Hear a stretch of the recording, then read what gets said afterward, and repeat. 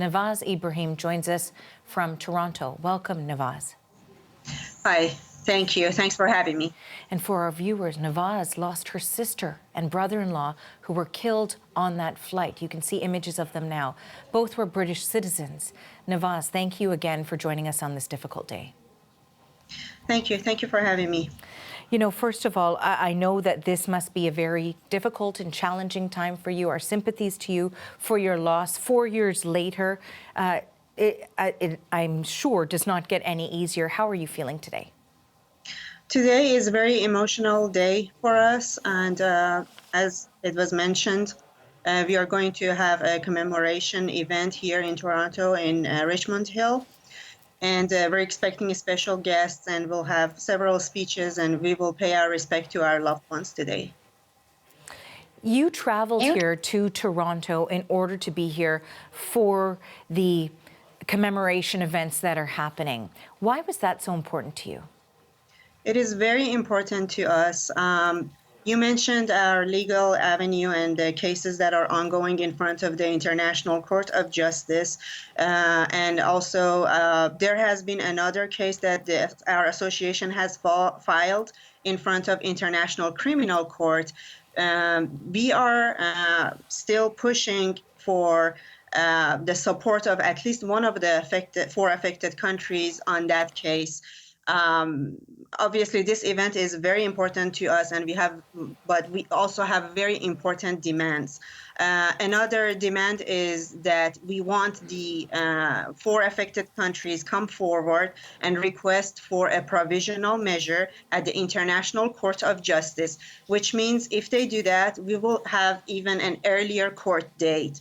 And the reason we are demanding this request is the increased cases of harassment and intimidation that the families inside of Iran are facing right now. And they are experiencing serious threats and intimidation. And we think it is time to put a stop to this and shorten the path of our long time waiting for truth and justice with having an earlier court date. And that will also put more pressure on the Islamic Republic, on Iran, to put a stop on the recent harassment and intimidation against the families of PS752 inside of Iran.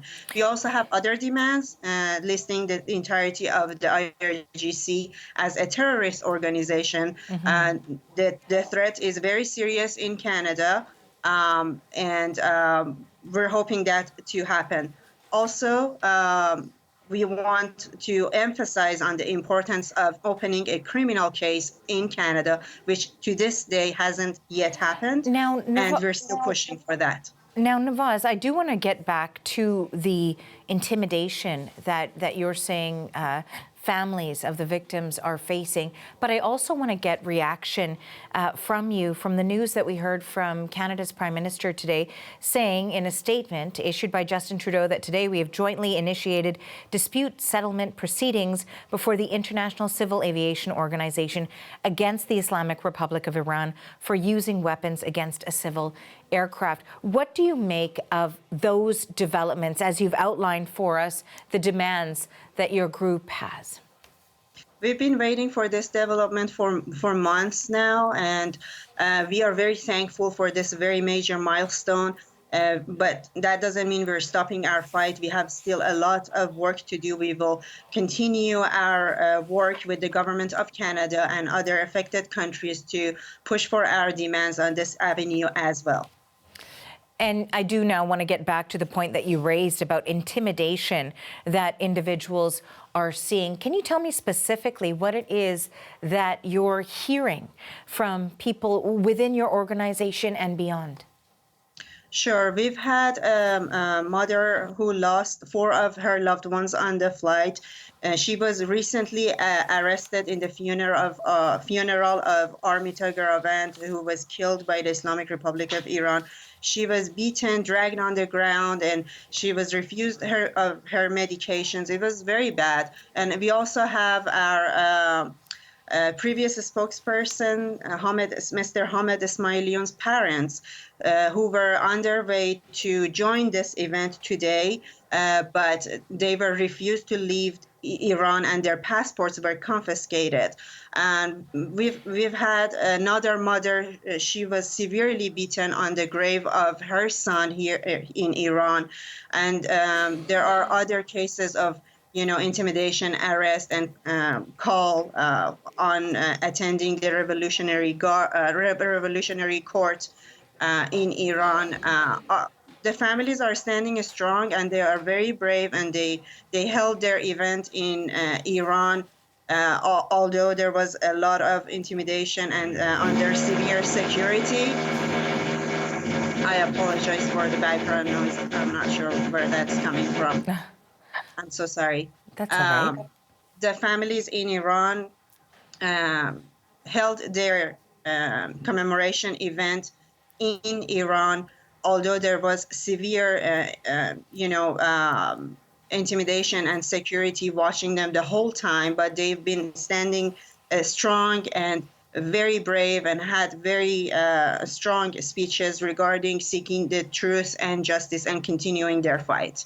Now, Navaz, you talk about how the families have all been brave, and certainly for you, carrying on this fight, speaking to me, you have to be very brave too in order to do that, and showcasing a lot of strength, because I'm sure it's not easy for you to continue to think about the premature death of your sister and your brother-in-law. So I do want to give you this opportunity. If you can tell us a little bit about how you're doing and about your sister and your brother-in-law and the loss of your family.